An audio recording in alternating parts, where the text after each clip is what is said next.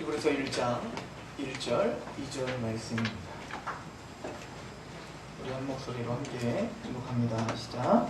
옛적의 선지자들을 통하여 여러 분과 여러 모양으로 우리 조상들에게 말씀하신 하나님이 이 모든 날 마지막에는 아들을 통하여 우리에게 말씀하셨으니 이 아들을 만유의 상속자로 세우시고 또 그로 말미암아 모든 세계를 지으셨느니라. 아멘. 기도하겠습니다. 하나님의 은혜를 발견하며 하나님의 사랑과 그 은혜와 그 하나님의 절대적인 주권을 바라보며 영광을 돌립니다. 이 시간도 성령님 우리를 조명하여 주셔서 전하는 입술 또 듣는 우리들의 마음들을 하나님의 말씀 앞에 경비하게 낮추어 주시옵소서. 이 시간 온전히 하나님만 우리 왕이 되어 주시옵소서. 예수님의 이름으로 감사하며 기도하옵나이다. 아멘. 이제 우리는 히브리서를 같이 묵상하면서 우리가 지난주에 히브리서가 쓰여진 배경 또 저자에 대한 논쟁들 우리가 상고했습니다. 근데 중요한 것은 지난주에 우리가 상고한 것의 가장 핵심적인 것은 하나님이 말씀하신다는 겁니다. 누구를 통해서건 선지자들을 통해서 말씀하세요. 근데 오늘 말씀에 좀 비교가 되어 있죠. 좀 대조를 이루는데요. 옛적에는 선지자들을 통하여 여러 부분과 여러 모양으로 말씀했다. 세 가지를 기억해야 돼요. 옛적, 언제, 그죠? 선지자들이 누가? 누구에게? 우리 조상들에게. 그러니까 옛적에는 구약시대를 말합니다. 구약시대에는 하나님이 선지자들을 통해서, 그 선지자들은 누구냐면 우리가 흔히 알고 있는 예레미야, 이사야, 하박국 이런 사람들만 선지자가 아니고요. 여기서 말하는 선지자는 좀 넓은 의미입니다. 그러니까 모세, 또 아브라함, 하나님의 말씀을 맡아 구약시대에 하나님의 뜻 가운데 살고 또 성경을 기록했던 모든 사람들로 우리는 상고하는 거예요. 구약은 바로 옛적에는 바로 구약시대에 그 선지자들을 통하여 누구에게 말씀하셨냐면 우리 조상들. 우리는 이 구절을 통해서 이 히브리서가 유대인들에게 보내지는 편지구나라는 걸 우리는 힌트를 얻을 수 있는 겁니다. 물론 논란도 있습니다. 그냥 이방인들에게 했는데 흩어진 영적 유대인들을 가리키냐. 근데 전체적인 맥을 보고 또 전체적인 메시지를 보면 육체적인 유대인들, 히브리 사람들에게 너희들이 믿고 있었던 그 구약, 너희들이 갖고 있었던 그 제사, 너희들이 행했던 그 모든 율법은 예수로 말미암아 이미 완성됐다. 이것은 사실은 선포하는 책이기 때문에 여기서 우리 조상들이라고 하는 것은 유대인이 썼고 유대인에게 지금 예수님이 그 구약 전체가 바로 예수님을 이야기하는 거야를 보여주는 거죠. 그러니까 선지자들이 선지자를 통하여 구약의 이스라엘 백성들에게 보내는 육체적인 이스라엘 백성들에게 구약에는 육체적인 이스라엘 백성들에게 썼다. 근데 그 하나님이 계시라는 방법은 뭐냐? 구약시대에 선지자를 통해서 계시하신 방법은 뭐냐면 여러 부분과 여러 모양이에요. 그러니까 수많은 방법, 또 다양한 방법을 통해서 말씀하셨다는 거예요. 자, 그런데 구약은 그랬는데 2절에 이 모든 날 마지막에는 마지막 날에 살고 있는 사람들에게는 이 마지막은 이제 우리가 상고할 거예요. 결론적으로는 신약시대를 말합니다. 지금 우리가 살고 있는 이 시대가 모든 날 마지막이에요. 이 모든 날 마지막에는 누구를 통하여, 선지자가 아니라 누구를 통하여 말씀하기로 결정했다는 거예요. 하나님의 아들 예수님을 통하여 우리에게 말씀하시는 겁니다. 방법이 뭐라고요? 하나님의 아들이 바로 계시의 통로예요. 계시 통로일 뿐만 아니라 그 예수님은 계시 자체이십니다. 이 이야기를 오늘 같이 행하려고 하는 겁니다. 누구에게 보내는 겁니까? 우리에게. 우리예요. 신약의 교회들에게 보낸다. 이것을 지금 대조하면서 1절은 구약시대의 선지자들이 여러 부분과 여러 모양으로 이스라엘들에게 말을 했다면, 육적 이스라엘에게 말했다면, 이제 신약은 신약시대에 살고 있는 우리, 마지막 시대에 살고 있는 우리에게는 아들을 통하여, 그 예수님을 통하여 우리에게, 즉 성도들에게 주는 메시지다 라고 하는 것을 먼저 구조를 잡고 히브리서를 시작하고 있는 걸 볼 수가 있죠. 방금 말했듯이 옛적이라고 하는 것은 바로 구약시대를 가리켜 이야기하는 거예요. 그럼 구약시대는 언제까지는 우리 구약이라고 이야기할까요? 칼처럼 딱 자를 수 있을까요? 사실 그 시대를 구분하는 것은 사실 칼처럼 딱 자를 수가 없죠. 그럼에도 불구하고 우리가 마지막 선지자라고 하는 마지막 사람 바로 세례 요한이에요. 그래서 이제 예수님도 세례 요한 때까지, 율법과 선지자는 세례 요한 때까지요 라고 이야기하는 겁니다. 그래서 왜 그런가 하니 이제 예수 그리스도로 말미암아 이제는 구약과 신약이 나눠져요. 물론 세계 역사도 BC와 AD로 나눠지지 않습니까? 그러니까 예수 그리스도로 말미암아 우리는 옛 시대와 새 시대가 나눠지는 거란 말이에요. 그래서 이제는 천국은 침노하는 자의 것이 됐다. 세례 요한 때부터는. 무슨 얘기죠? 세례 요한은요 마지막 선지자로서 오실 메시아를 눈앞에서 선포하는 자였습니다. 그래서 이 땅에서 가장 큰 자라 예수님이 말했던 이유가 뭐냐면, 많은 선지자들이 있지만 그들은 멀리 바라보고 예수를 증거했다면 세례 요한은 정말 따끈따끈하게 내 눈앞에서 증거하는, 이분이 바로 메시아다라고 직접적으로 선포하고 소개해줘야 될 사람이 바로 세례 요한이었던 거죠. 그래서 이것을 이사야서 이미 예언했었죠. 너는 여호와의 길을 평탄케 하라.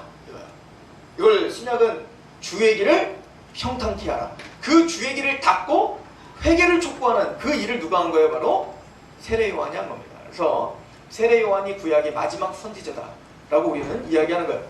세례 요한은 이제 예수님 또 뭐라고 하시냐면, 근데 세례 요한이 이 땅에서는 가장 큰 자지만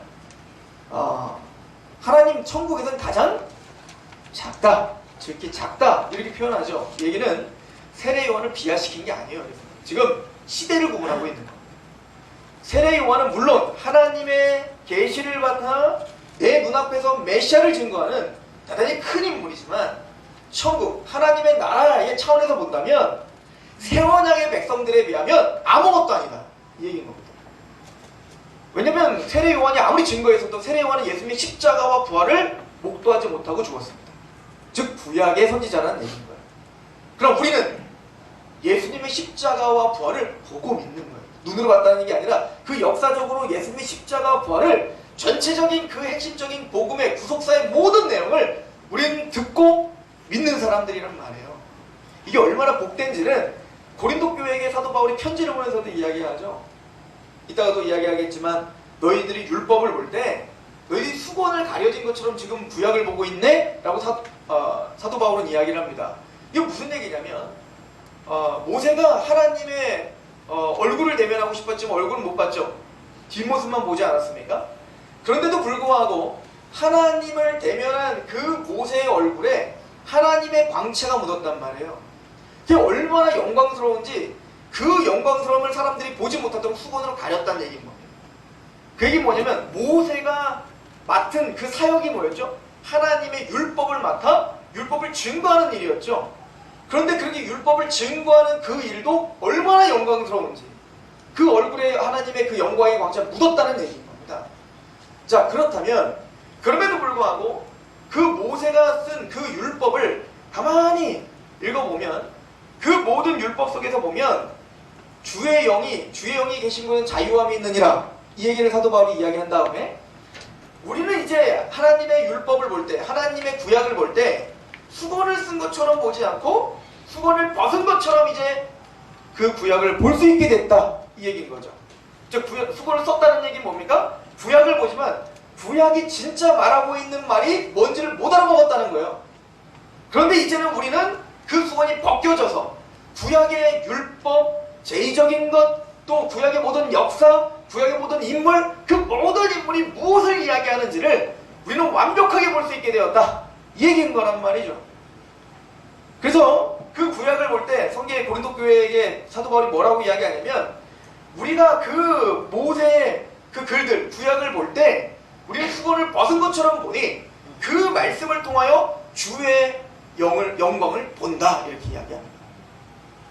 주의 영광을 보니 주의 영으로 말미암느니라. 즉 성령님으로 거듭나면, 너희가 물과 성령으로 거듭나면 성령님이 우리의 눈을 여시고 우리의 마음을 여셔서, 즉 힘의 위력, 즉 죽었다가 예수님이 죽으셨는데 죽으신 그 예수님을 부활케 하신 그 능력, 이게 에베소서 1장에 하는 얘기예요.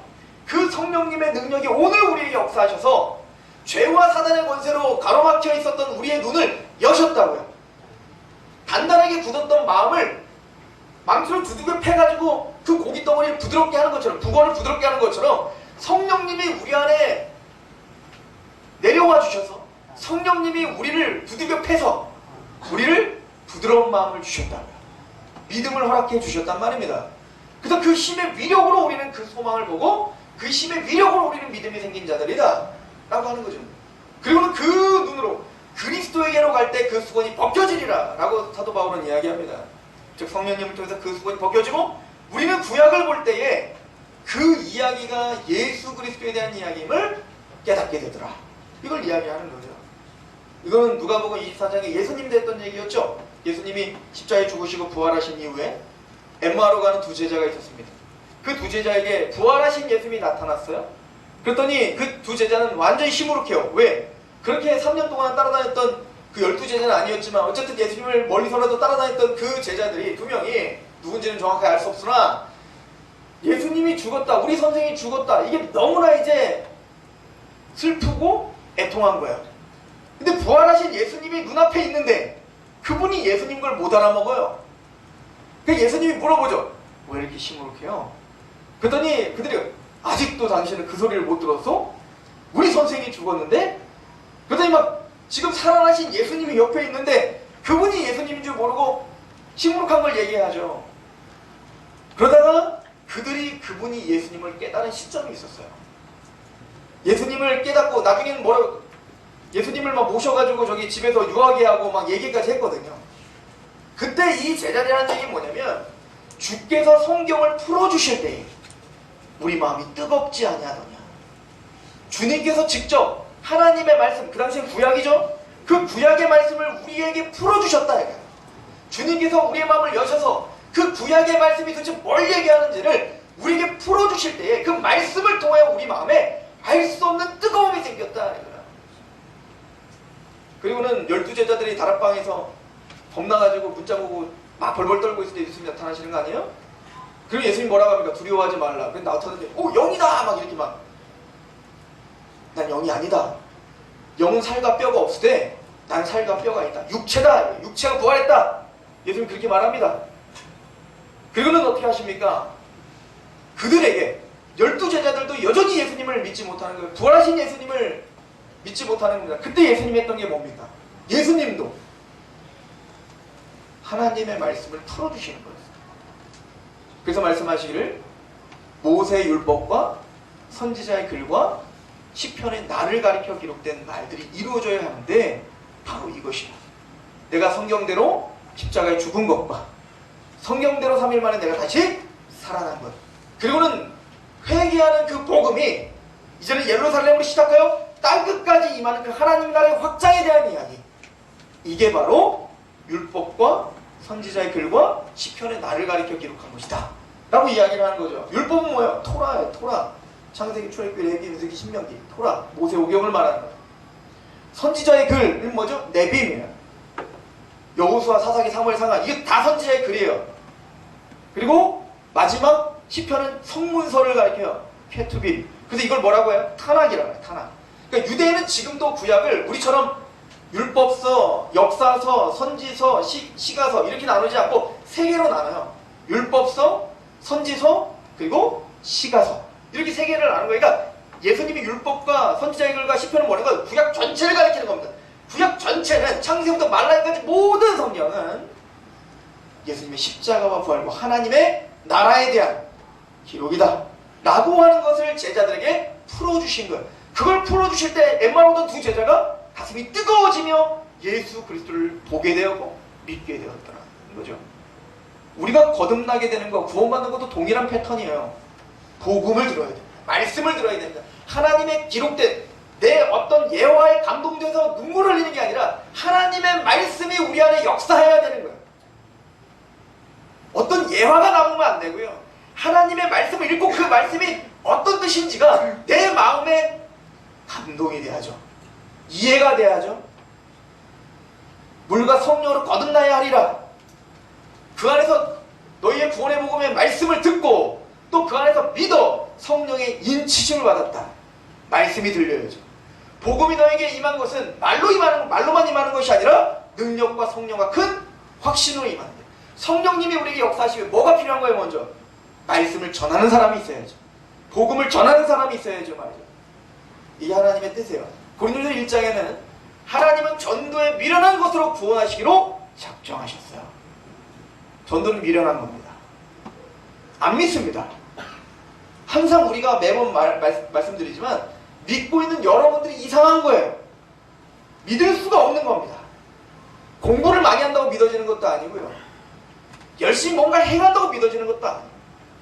기도를 백날 한다고 믿어지는 것도 아니에요. 하나님의 전적인 은혜인 겁니다. 이 세상 시대에 믿지 않는 자들의 마음이 혼미하게 있는데 우리가 그 사단의 권세를 어떻게 이길 수 있냐고요. 그렇죠? 그 사단의 권세는 예수 그리스도밖에요. 그 복음밖에는 성령의 능력, 그 힘의 위력, 죽은 자에서 그 예수를 일으키신 그 힘의 위력 외에는 우리의 죄와 사단의 것을 깨우실 수가 없는 거예요. 그래서 우리는 기도하는 거예요. 하나님이 역사하시라고 우리는 전하는 것밖에 없습니다 라고 이야기하는 거죠. 성령님은 구약을 통하여 예수 그리스도가 바로 우리의 구속주이며 구약 전체가 예언한 그 메시아됨을 우리에게 알려주시고 일러주시고, 그래서 요한일서는 기름 부으심이 우리를 알게 하였다 라고 합니다. 성령님이 우리를 뜨겁게 하십니다.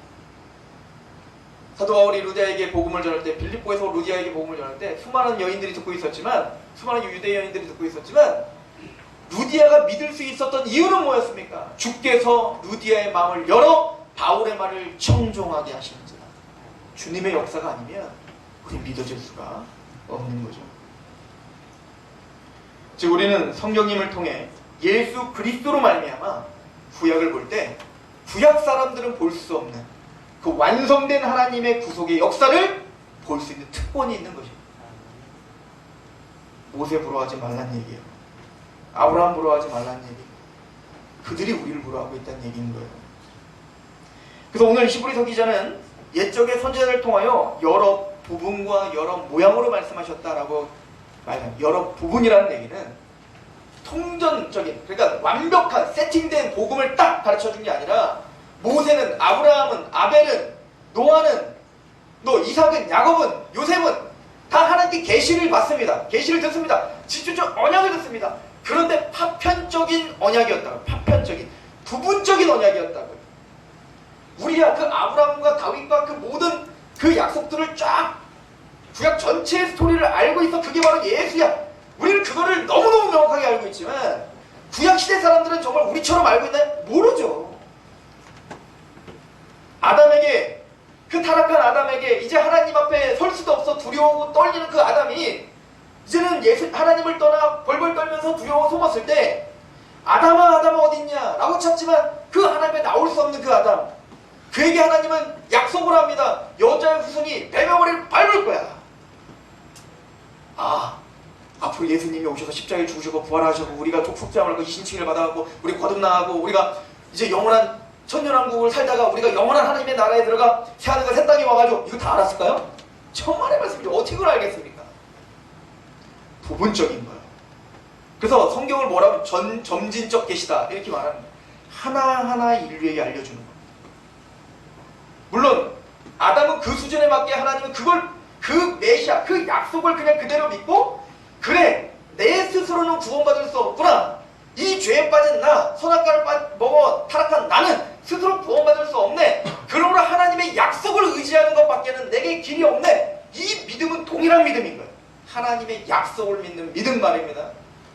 그러니까 그걸 믿었던 아담이 자식을 낳자마자 득남했다. 그 아들, 그 씨가 낳았다 라고 말한 거 아니에요? 왜일까요? 아담의 입장이 돼보세요.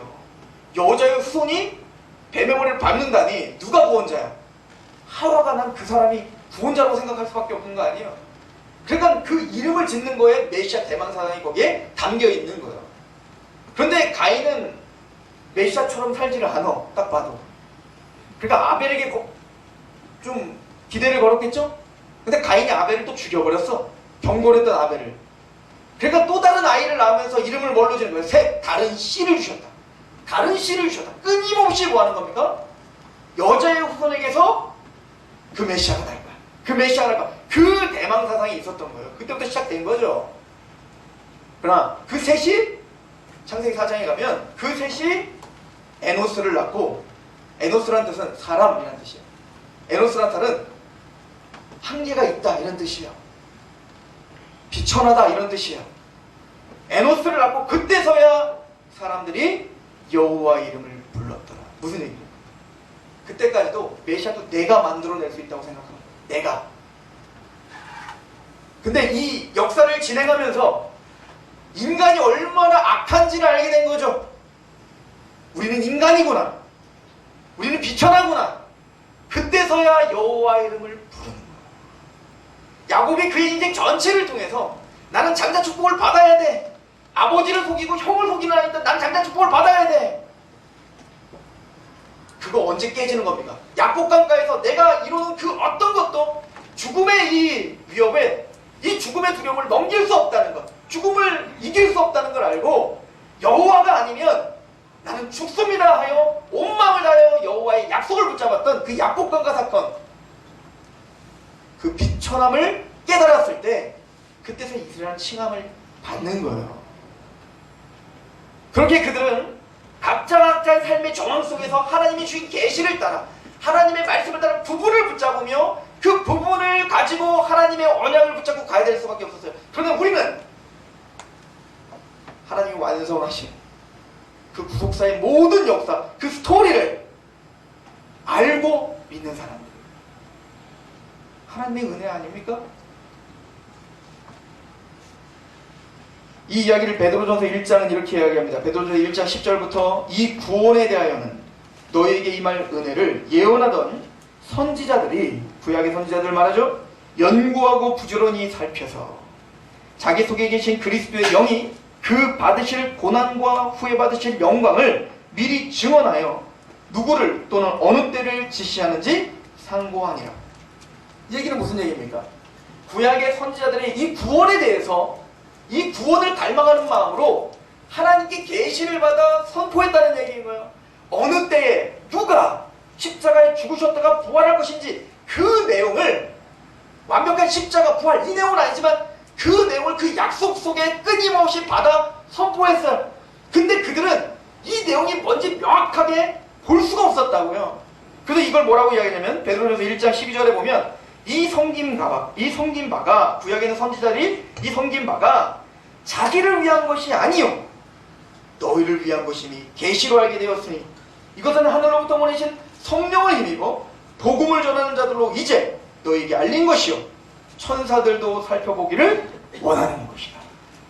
구약에 있는 아브라함, 모세, 이삭, 야곱, 그 모든 선지자들, 그들이 하나님의 말씀을 맡아 대언도 했고 또 삶도 살았고 홍해도 건너왔고 유월절 제사도 지내보고 그 모든 역사를 진행하지만 그 모든 섬긴 바가 그들을 위한 게 아니라 여러분들을 위한 거예요. 여러분들이 그 예수님이 누구신지, 그 하나님의 구속의 언약이 무엇인지 이것을 우리에게 명백하게 설명해주기 위한 도구들로 그 선지자들을 사용했다는 거예요. 그 선지자들은 뭘 바라보고 있는 거예요? 우리가 믿고 있는, 명확하게 보고 있는, 우리가 보는 십자가 부활, 그 십자가의 부활을 보기 위해서 몇천 년 동안 하나님의 그 계시를 받아 그의 순례자의 길을 따라가며 갈망하며 따라온 거예요. 그들이 그렇게 갈망하며 따라온 그 소망의 완성이 예수님을 통해 이루어졌고, 그 소망의 완성이 오늘 사도들의 그 계시를 받아 성령님을 통해서 우리에게 전파된 것이니, 그들이 섬김받은 것은 그들을 위한 게 아니고 구약시대 사람들을 위한 게 아니라 너희를 위한. 이게 얼마나 특권의 시대에 살고 있냐고요. 그리고 뭐라고 덧붙이죠? 천사들도 살펴보기를 원한다. 천사들도 여러분들 볼 때 감탄하고 있다, 감격하고 있다. 여러분들, 우리가 이 자리에 한 자리에 모여서 한 마음이 되어 한 뜻으로 하나님을 찬양하는 게 아무 일이 아닌 것 같습니다. 왜 역사 속에서 2000년 동안 우리는 꼭 주일 대충 11시쯤 모여가지고 전 교회들이 그렇게 예배하기로 결정한 겁니다. 한 사람 한 사람 구원받은 이야기를 들어보면요, 기적이에요. 여기 앉아 계신 분들, 여기 앉아 계신 거 그냥 다 너무나 자연스럽고 아무것도 아닌 것처럼 보이지만, 한 사람 한 사람 제가 성경 공부를 하고 들어보고 또 그 인생을 들어볼 때 여기 앉아있는 사람 중에 소중하지 않은 사람이 아무도 없어요. 하나님이 애지중지하며 그를 태어나게 하시고 사람들을 붙여주시고 상황을 만들어주시고 말씀을 알게 하시고 그래서 마음을 열어주시고 그래서 지금까지 이 자리에 앉게 하신 그 은혜가, 여러분들 목사가 돼보세요. 상담을 해보시라고요. 아니 이분 어떻게 여기 앉아있지? 나는 또 여기 왜 와있지? 하나님의 주권이 아니고는 설명이 안 돼요. 우린 그렇게 모인 사람들, 너무나 당연한 것 같고 너무나 가벼운 모임인 것 같지만, 이곳에서 맨날 틀에 짜인 성경 찬양을 하고 찬송을 하고 말씀을 보고 설교를 듣고 이게 너무나 당연하던 형식적으로 주고 왔다 갔다 하는 것 같지만, 지금도 천사들은 이 예배의 광경을 통해 여러분들이 지금 때로는 넘어지고 쓰러지지만 그런 여러분들 용납하시고 용서하시고 하나님의 은혜로 붙잡고 계시는 그 하나님의 지혜를 볼 때 지금도 탄식하고 감격하며, 탄식이 아니라 감동하며 참복하고 있단 말이에요. 이 이야기를 에베소 3장은 사도 바울은 이렇게 말합니다. 에베소 3장 9절에 영원부터 만물을 창조하신 하나님 속에 감춰졌던 비밀의 경륜이 어떠한 것을 드러내게 하려 하시며, 영원전부터 아무도 알지 못했던 하나님만 알고 있었던 그 비밀의 경륜. 계시록에서 사도 요한이 그러잖아요. 그 하나님 편에 있는 천사가 그 우편에 뭘 갖고 있어요? 두루마리를 갖고 있어요. 근데 그걸 피고 싶어요. 그 역사가 다 담겨있는, 하나님의 뜻이 다 담겨있는 두루마리가 있는데 그걸 못 봐가지고 사도 요한이 막 통곡을 하잖아요. 저 보고 싶어서. 아무도 볼 수 없는, 아무도 그 인을 떼기에 합당하지 않은, 그런데 그걸 누가 뗄 수 있다는? 어린 양이 떼시는. 영원적부터 감췄던 그 비밀이, 그 비밀의 경륜, 그 지혜, 천사들도 모르는 거예요. 도대체 이 죄악 덩어리인 얘가 교회에 왜 앉아있지? 이해가 안 가죠? 아니 죄악 덩어리인 그들을 위해서 왜 그 아드님이신 천지를 창조하신 예수가 이 땅에 육체를 입고 오냐고요? 여러분들 이해 안 가죠? 천사도 이해 안 가요. 아니 예수님 왜 십자가에 죽으셔야 되는 겁니까? 도대체 이해가 안 가죠? 그리고 또 부활하시네? 아니 하나님이신 예수님이 와가지고 복음을 전했는데 그 12제자 얼마나 애지중지 3년 반 동안 그게 일저지를 다 처리해치면서 예수님 먹여주시기까지 하면서 그렇게 애지중지 키웠더니 나중에 요놈들 다 어떻게 해? 예수님 배신해버리네? 천사들 기겁할 노리죠. 이 말도 안 되는 일. 여러분들 천사의 입장이 되보시라고요. 자기 동료들이요 하나님을 배신했다가 용서받습니까? 용서의 기회가 없어요. 타락한 천사들은. 그들은 그냥 그렇게 결정된 겁니다. 이게 원래 하나님의 공이요, 하나님의 정이요, 하나님의 거룩이에요. 그런데 그 타락한 천사보다 더한 요놈들인데, 그들의 꼬드기가 똑같은 편이 되었는데 왜 쟤네들한테는 이렇게 한없이 하나님의 은혜를 베푸시냐고요. 왜 아브라함이 불렀는데 아브라함이 그럼 그 거룩하신 하나님 불렀으면 거기서 좀 잘 기다리고 흉년이 와도 좀 버텨야지 그래.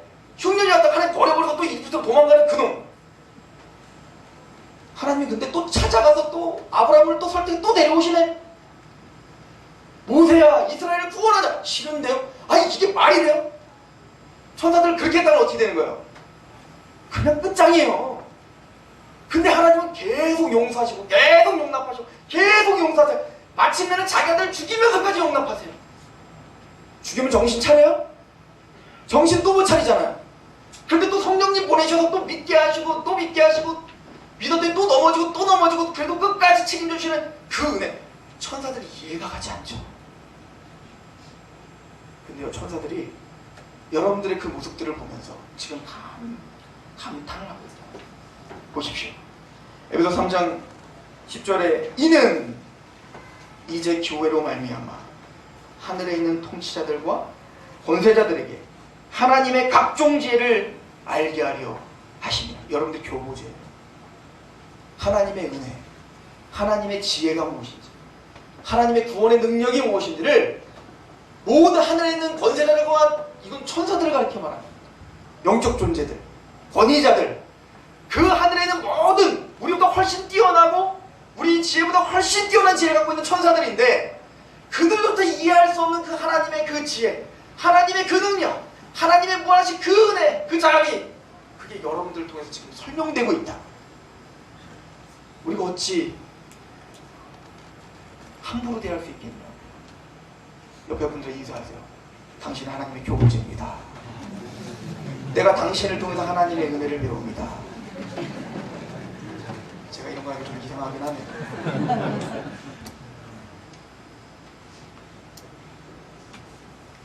근데 문제는 성경시대의 사람들도 그랬고 우리도 그랬고 그 감격을 이해하지 못하는 게 문제인 겁니다. 히브리서의 기자 또한 이들이 왜 예수님을 그렇게 쉽게 포기하고 떠날까? 예수님 말씀하셨던 좋은 밭은 30배, 60배, 100배 열매를 맺어야 되는데 길가에 떨어진 건 아예 들리지도 않고 돌밭에 떨어진 거는 뿌리를 내리지 못해 해가 뜨면 고난이 오면 핍박이 오면 당장 신앙을 포기해버리는 잘못된 거짓된 신앙이 있고 또 가시덤불처럼 재리의 유혹과 세상의 유혹에 하면 빌라도처럼 예수를 팔아버리고 빌라도는 자신의 유익을 위하여 예수를 죽이는데 넘겼던 빌라도의 마음처럼 우리 또한 얼마든지 예수님을 십자가에 못 박을 준비가 되어 있는 우리가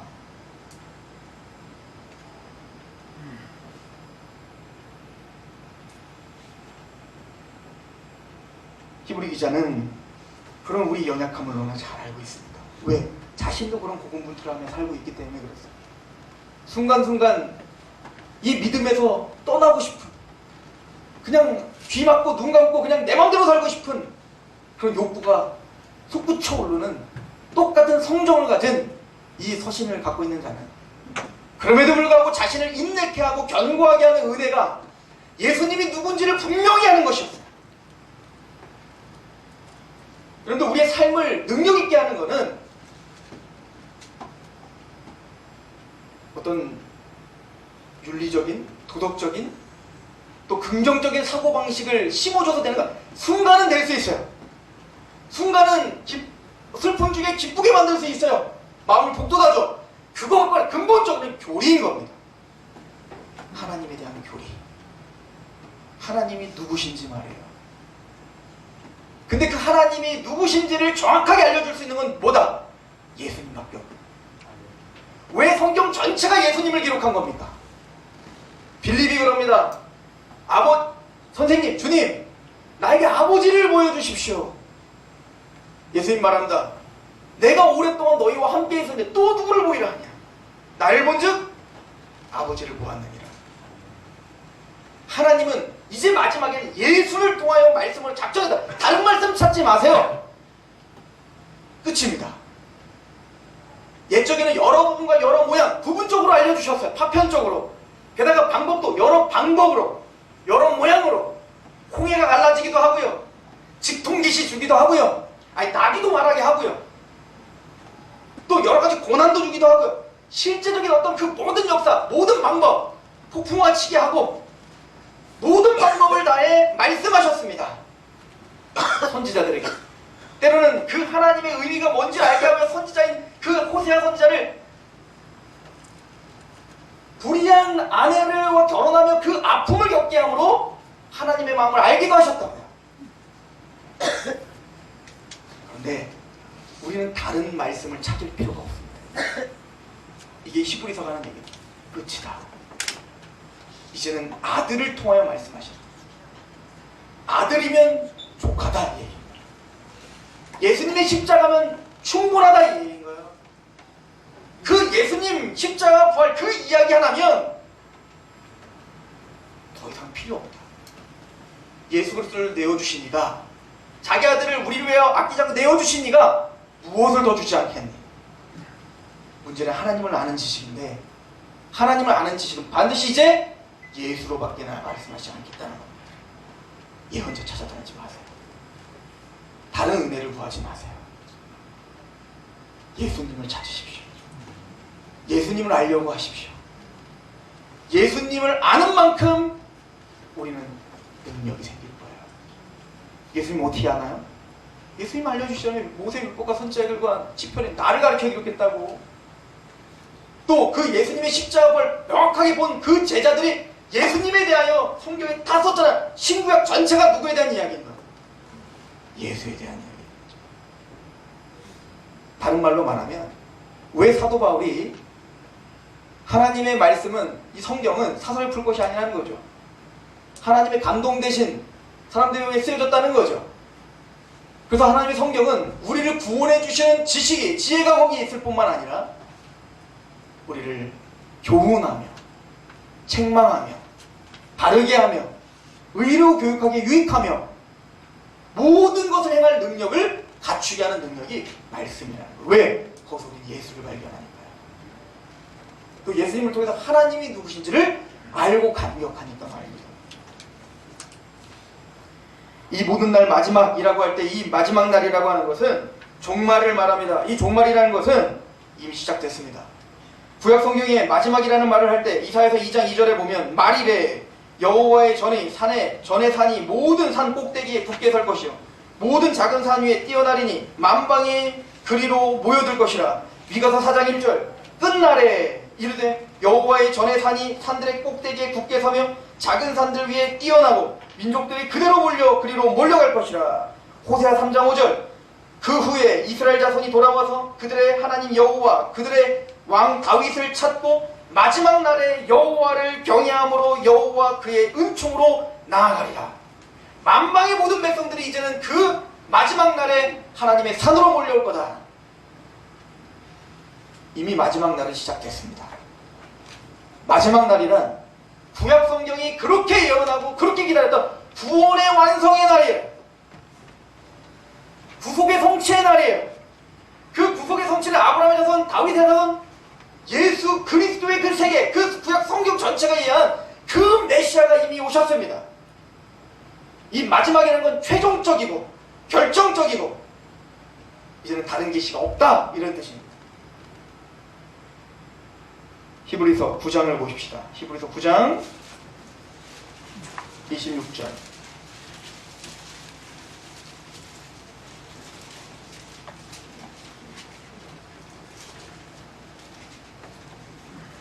그리하면 그가 세상을 창조한 때부터 자주 고난을 받았어야 할 것이로되 이제 자기를 단번에 제물로 드려 죄를 없이 하리치려고 세상 끝에 나타나셨다. 그 모든 구약을 완성하시기 위하여 예수님이 십자가에 죽으심으로 단번에 제사를 완성하셨습니다. 다른 제사 필요 없어요. 왜 카톨릭이 이단인 줄 아십니까? 그들은 매주 미사 때마다 예수님이 계속 반복적으로 죽어야 된다고 생각해요. 아니요.